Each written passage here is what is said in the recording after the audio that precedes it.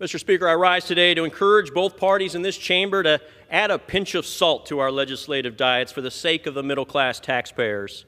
The 2017 Tax Cut and Jobs Act, or TCJA, was the catalyst under the previous Trump administration that fueled the booming economy from 2018 through 2020 before COVID impacted us and before President Biden and Speaker Pelosi went on their out-of-control spending sprees. These out-of-control spending sprees ultimately led to record-high debt, record-high inflation rates that we're very familiar with here today. But the TCJA, or the Tax Cut and Jobs Act, actually lowered taxes for all tax brackets and doubled the standard deduction for single and married filers. But, Mr. Speaker, the TCJA had a bit of a middle finger that was aimed at primarily blue states like mine, the great state of California. It imposed a $10,000 state and local tax cap, or SALT cap, for both married and single tax filers. And what this meant is that if you paid more than $10,000 in state and local income tax or property tax, you couldn't actually deduct more than $10,000 of those taxes within your federal tax returns. So despite overall lower tax rates and a doubling of the standard deduction, many middle-class Americans were actually hurt by this SALT cap and were net negative within the construct of the TCJA from 2017.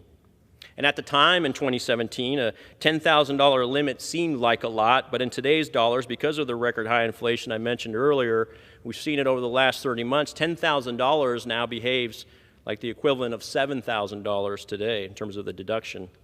And at the time, in 2017, only California, New York, and New Jersey were really affected by this cap.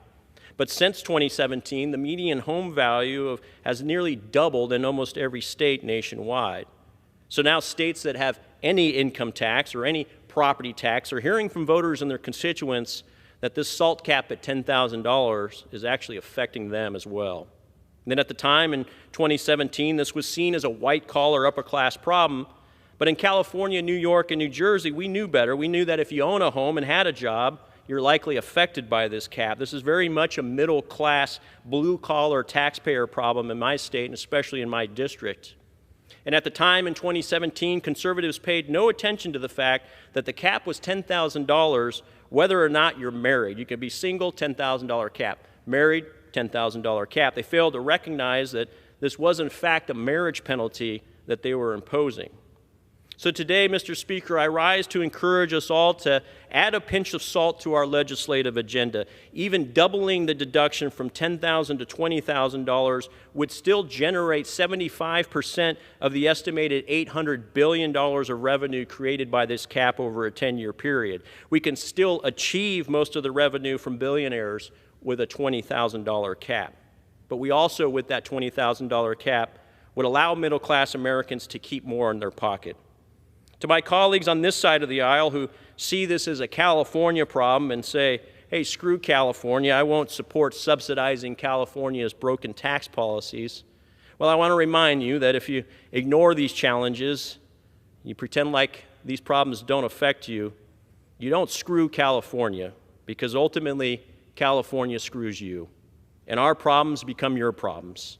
Our state problems become federal problems, and our tax policies influence federal tax policies. And I also want to remind folks that California's GDP is roughly 750% larger than states like Tennessee, and is actually 150% larger than the next biggest state GDP. California, we don't talk about the burden of subsidizing the other states in terms of GDP and revenue, so we should not look at the SALT deduction cap as an issue of states subsidizing California on the tax side. Now, make no mistake, Mr. Speaker, Californians, we pay way too much in taxes, and Sacramento is beyond dysfunctional. It's actually offensive how much we pay in taxes, but we can right-size the SALT deduction limit at the federal level to account for today's realities, and this would help all Americans. The TCJA turns into a pumpkin and it expires in 2025, but our party and conservatives have an opportunity to address the discrepancies of the SALT cap within TCJA before them, and we have an opportunity to shape this policy while we have the majority. And Mr. Speaker, on our side of the aisle, we have a significant number of members from California, New York, New Jersey, whose constituents will accept nothing less than a real legislative victory on the SALT cap.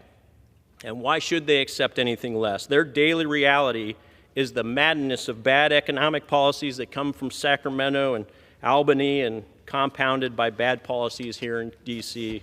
like the SALT cap. So I'm telling you, Mr. Speaker, a pinch of salt in this session will ensure fiscal conservatives keep the reins for another Congress. Ignoring the issue ensures that the far left will not only regain control of the spending side, but also regain control of our tax codes that are going to be up for a vote in 2025.